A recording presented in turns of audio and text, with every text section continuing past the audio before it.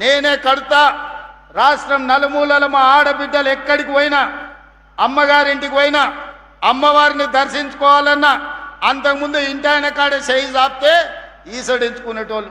అత్తనేమో అమ్మ పోయి వంటింట్లో వంట చేయిపో, రొట్టెలు చేయిపో అని అనేది అత్త అమ్మగారింటికి పోయేస్తా అంటే.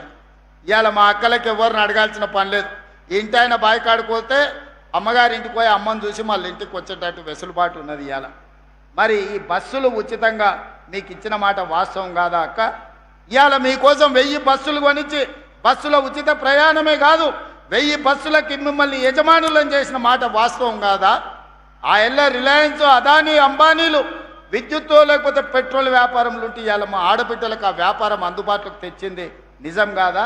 బడి పిల్లలకు 27 లక్షల మంది పిల్లలకు బట్టలు కుట్టే బాధ్యత ఆనాడు పెద్ద పెద్ద కంపెనీలకు ఇస్తే ఆ కంపెనీలను మెడల్ పట్టి దొబ్బి ఈ ఆడబిడ్డలకు ఇచ్చిన మాట వాస్తవం కాదా? 27,000 స్కూళ్ళు రాష్ట్రంలో ఉంటే స్కూళ్ళ మెయింటెనెన్స్ మొత్తం అమ్మ ఆదర్శ పాఠశాల పేరు మీద మా ఆడబిడ్డలకు అప్పచెప్పిన మాట వాస్తవం కాదా? ఇవాళ ప్రతిదీ ఇందిరమ్మ ఇల్లు మొదటి విడత 4.5 లక్షలు, రెండో విడత 2.5 లక్షలు, 7 లక్షల ఇందిరమ్మ ఇల్లు ఇస్తే ఆడబిడ్డల పేరు మీదనే ఇల్లు ఉండాలి అని ఆడబిడ్డల పేరు మీద ఇవాళ ఇందిరమ్మ ఇల్లు మంజూరు చేసి 5 లక్షల రూపాయలు ఉచితంగా మీ ఖాతాలో వేస్తున్న మాట వాస్తవం కాదా? ఊరున ఇవాళ ఇందిరమ్మ ఇండ్లు కట్టుకుంటున్నది నిజం కాదా? అందుకే ఆయన చెప్పిన, ఇవాళ మళ్ళీ చెప్తున్నా, ఆనాడు ఊరిచ్చిండు, డబల్ బెడ్రూమ్ ఇండ్లు అన్నాడు, డబ్బా కొట్టిండు.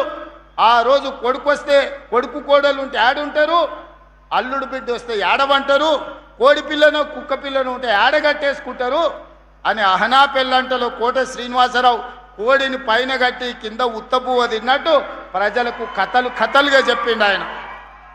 మీకు డబల్ బెడ్రూమ్ ఇండ్లు రాలే, ఆయనకు మాత్రం 1000 ఎకరాల ఫామ్ హౌస్ వచ్చింది, కొడుకుకు 100 ఎకరాల ఫామ్ హౌస్ వచ్చింది, బిడ్డకు 50 ఎకరాల ఫామ్ హౌస్ వచ్చింది, అల్లుడికి 25 ఎకరాల ఫామ్ హౌస్ వచ్చింది. మన పేదోళ్ళకు మాత్రం డబల్ బెడ్రూమ్ ఇల్లు రాలే. నిజంగానే ఆ ప్రభుత్వానికి చిత్తశుద్ధి ఉంటే సంవత్సరానికి 2 లక్షల ఇండ్లు కట్టినా 10 ఏళ్లలో 20 లక్షల ఇండ్లు కట్టే అవకాశం ఉండే, 20 లక్షల పేదోళ్లను ఓ ఇంటి వాళ్ళని చేసి వాళ్ళ ఆత్మ గౌరవాన్ని నిలబెట్టే అవకాశం ఉండే. కానీ ఏ రోజు కూడా ఆయనకు సోయి లేదు. ఆయన సోకుల మీదనే ఆయనకు ఆలోచన. 10 ఎకరాలల్లా ప్రగతి భవన్ అని పెద్ద గడి కట్టుకున్నాడు, ఫామ్ హౌజులు కట్టుకున్నాడు, కానీ మీకు మాత్రం ఇయ్యలే. కానీ మీ తమ్ముడు 2 ఏళ్లల్లా 7 లక్షల ఇండ్లు పేదలకు కట్టించి ఊరూర ఇందిరమ్మ ఇండ్లున్నాయి. అందుకే ఆ రోజు చంద్రశేఖరరావు గారికి సవాల్ విసిరిన, ఏ ఊరిలో నువ్వు డబుల్ బెడ్రూమ్ ఇండ్లు కట్టించినవో ఆ ఊర్లో ఓట్లు నువ్వేపించుకో, ఏ ఊర్లో ఇందిరమ్మ ఇండ్లు నేను కట్టించునో గా ఊర్లో నేను ఓట్లు వేయించుకుంటా, నీకు డిపాజిట్ వస్తే చూస్తా అని సవాల్ విసిరిన. ఇవాళ కూడా సవాల్కు కట్టుబడి ఉన్నా. హనుమాన్ల గుడి లేని ఊరు ఉండొచ్చు, నీళ్ళ ట్యాంకు లేని ఊరు ఉండొచ్చు, రోడ్డు లేని ఊరు ఉండొచ్చు, బడి లేని ఊరు ఉండొచ్చు, ఇందిరమ్మ ఇండ్లు లేని ఊరు తెలంగాణ రాష్ట్రంలో లేదు, ఉండదు. ఇవాళ ఇందిరమ్మ ఇండ్లు గ్రామాన అందించినాం. ఇవాళనే 2.5 లక్షల పెన్షన్లు మంజూరు చేసినాం. మా అక్కలందరికీ సూచన చేస్తున్నా, వితంతువులు కానీ, ఒంటరి మహిళలు కానీ, భర్తలు చనిపోయిన వాళ్ళు కానీ ఎవరున్నా అప్లికేషన్ పెట్టుకోండి. సాచ్యురేషన్ ఎన్ని లక్షల మంది ఆడబిడ్డలు వితంతువులు కానీ ఒంటరి మహిళలు ఉంటే ఎన్ని లక్షల మంది ఉన్నా అందరికీ పెన్షన్ ఇచ్చే బాధ్యత నాది, మీ తమ్ముడిది, మిమ్మల్ని ఆదుకునే బాధ్యత నాది. అదేవిధంగా చేనేత కార్మికులు అర్హులైన వాళ్ళందరికీ ఇస్తా, గీత కార్మికులకు అర్హులైన వాళ్ళ అందరికీ ఇస్తా.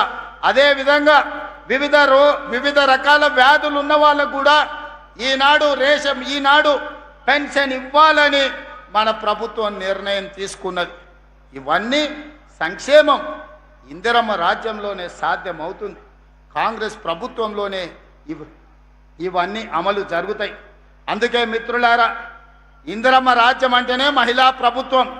సోనియమ్మ నాయకత్వంలో, ప్రియాంక గాంధీ నేతృత్వంలో, ఇందిరాగాంధీ గారి ఆశీర్వాదంతో నిర్మలా జగ్గారెడ్డి గారు సంగారెడ్డిలో చేసే సేవ మహిళలకు మొదటి ప్రాధాన్యత ఉంటుంది. మా ప్రభుత్వంలో మహిళలకు గౌరవం ఉంటుంది, బాధ్యత ఉంటుంది.